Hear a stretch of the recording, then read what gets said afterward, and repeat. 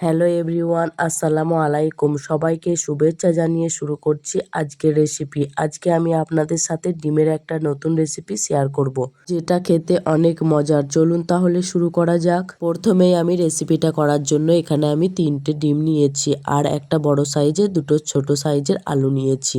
আর ডিমগুলোকে আমি আগে থেকেই সিদ্ধ করে নিয়েছিলাম, তাহলে রেসিপিটা করতে তাড়াতাড়ি সুবিধা হবে। সেই জন্য দেখুন প্রথমে আমি ডিমের খোসাগুলোকে ভালো মতো ছাড়িয়ে নিচ্ছি।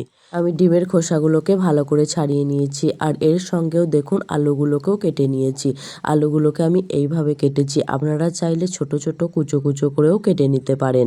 আমার মনে হয় ডিমের রেসিপিতে এইভাবে আলু কাটলে ভীষণ টেস্ট হয়, সেই জন্য আমি এইভাবেই রান্না করি, তাই আপনাদের সঙ্গে এইভাবেই শেয়ার করছি। প্রথমে আমি ডিমগুলোকে অর্ধেক করে নিচ্ছি, আপনারা চাইলে ডিমগুলো আস্ত রাখতে পারেন। তাহলে চলুন বন্ধুরা রেসিপিটা পুরোপুরিভাবে শুরু করা যাক। প্রথমেই আমি কড়াইতে 2 থেকে 3 টেবিল চামচের মতো তেল দিয়ে দিলাম। এইবারে এর মধ্যে দিয়ে দিচ্ছি হাফ চামচ লবণ, হাফ চামচ হলুদ গুঁড়ো। এখন এগুলোকে একটু নেড়ে মিশিয়ে নিলাম। মিশিয়ে নেওয়া হয়ে গেলে হালকা যখন তেলটা গরম হয়ে আসবে তখন দিয়ে দিচ্ছি ডিম। এবার একটা সাইড হালকা ভাজা হয়ে গেলে আর একটা সাইড উল্টে পাল্টে এইভাবে ভেজে নিতে হবে। দেখুন বন্ধুরা আমার ডিমগুলো ভাজা হয়ে গিয়েছে, এই পর্যায়ে আমি উঠিয়ে নিলাম। এইবার অবশিষ্ট তেলের মধ্যে দিয়ে দিলাম হাফ চামচ আস্ত জিরা। জিরাটাকে কিছুক্ষণের জন্য একটু ভেজে নিয়েছিলাম, পুড়িয়ে ফেলা যাবে না, সেটা খেয়াল রাখবেন। জিরাটা হালকা ভাজা হয়ে গেলে এবারে দিয়ে দিয়েছি পেঁয়াজ আর কাঁচামরিচ। এখানে আমি 2টো মিডিয়াম সাইজের পেঁয়াজ ব্যবহার করেছি। প্রায় 5 থেকে 6টা মতো আমি কাঁচা মরিচকে ফালি করে নিয়েছিলাম, সেটা দিয়ে দিলাম। আর আগে থেকে একটা টমেটোকে কুচিয়ে রেখেছিলাম, সেটাকেও ব্যবহার করলাম। এবার এই পেঁয়াজটাকে একটু ভাজবো, তবে এর আগে পরিমাণ মতো লবণ দিয়ে নিলাম। লবণটা আমি কিন্তু খুব বেশি পরিমাণে দেইনি, পরে দেখে দেওয়া যাবে। পেঁয়াজটা যখন এইরকম একটু হালকা ভাজা হয়ে আসবে তখন দিয়ে দিলাম হাফ চামচ রসুন বাটা, হাফ চামচ আদা বাটা। এবারে এই আদা রসুনটাকে পেঁয়াজের সাথে ভালো করে ভেজে নেব, যাতে করে এর কাঁচা গন্ধটা চলে যায় আর একটা সুন্দর ফ্লেভার অ্যাড হয়। আদা রসুনটাকে ভালোভাবে ভাজার জন্য আমি একটু সামান্য পরিমাণে জল দিয়ে কিছুক্ষণের জন্য ঢাকা চাপা দিয়ে ভালো করে ভেজে নিচ্ছি। এর সঙ্গেও যে টমেটোটা অ্যাড করেছিলাম সেটাকেও খুন্তির সাহায্যে ভালোভাবে মিশিয়ে নিয়েছি। এখন বন্ধুরা আমার আদা রসুনটা ভালোভাবে ভাজা হয়ে গিয়েছে। এইবারে একটুখানি পানি দিয়ে বাকি মশলাগুলোকে দিয়ে দিব। দিয়ে দিচ্ছি হাফ চামচ জিরার গুঁড়া, হাফ চামচ ধনিয়া গুঁড়া, হাফ চামচ লঙ্কার গুঁড়া, হাফ চামচ হলুদ গুঁড়া আর দিয়ে দিলাম পরিমাণ মতো লবণ। যেহেতু অনেকগুলো মরিচ দিয়েছি তাই এমনিতেই ঝাল হয়ে গিয়েছে, মরিচের গুঁড়োটা কম করে দিয়েছি। মশলা দিয়ে ভালো মতো কষিয়ে নিয়েছি, মশলা থেকে তেল ছেড়ে দিয়েছে। এইবারে দিয়ে দিলাম কেটে রাখা আলু কুচো। এইবারে আলুগুলো দিয়ে ভালো করে আমি মশলার সঙ্গে কষিয়ে নেব।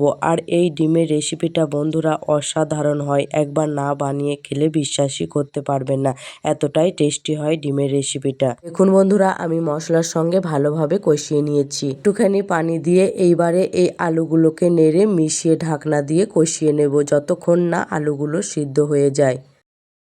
ঢাকনাটা খুলে একটু পরপর এইভাবে একটু নেড়ে দেবেন, এতে করে নিচে লেগে যাবে না। ডিমের এই রেসিপিটা বন্ধুরা এইভাবে একবার রান্না করে দেখবেন, তারপরে আমাকে কমেন্টের মাধ্যমে জানাবেন কেমন হয়েছে। আবারও ঢাকনা দিয়ে ঢেকে রান্না করছি। একটা পর্যায়ে দেখবেন নিচে আলুগুলো লেগে যাচ্ছে, ঠিক এই রকম দেখুন যে আলুগুলো লেগে যাচ্ছে। আর আলুগুলো যেহেতু পাতলা পাতলা একটু বড় বড় করে কাটা আছে, তাই এগুলো সিদ্ধ হতে বেশি সময় লাগবে না। যখন আলুগুলো সিদ্ধ হয়ে যাবে তখন পরিমাণ মতো ঝোল দিয়ে দিচ্ছি। ঝোলটা এমন ভাবে থাকবে যাতে আলুগুলো ডুবে থাকে।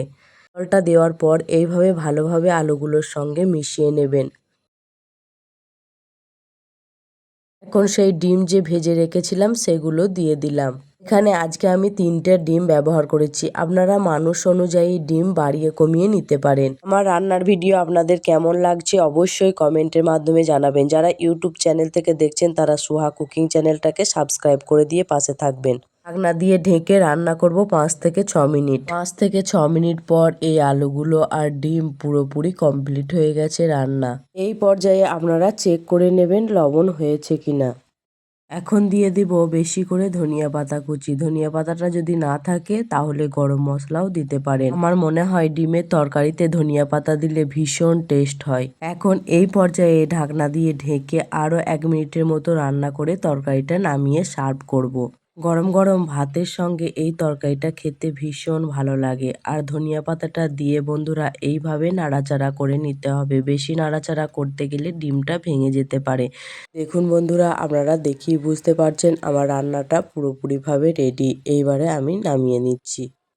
বাসায় একবার হলেও বানিয়ে দেখবেন। আশা করছি অন্যান্য দিনের মতো আজকের রেসিপি আপনাদের ভালো লেগেছে। ভালো লাগলে অবশ্যই লাইক, কমেন্ট, ভালোবাসা দিয়ে পাশে থাকবেন। ইনশাল্লাহ আমিও থাকতে চাই।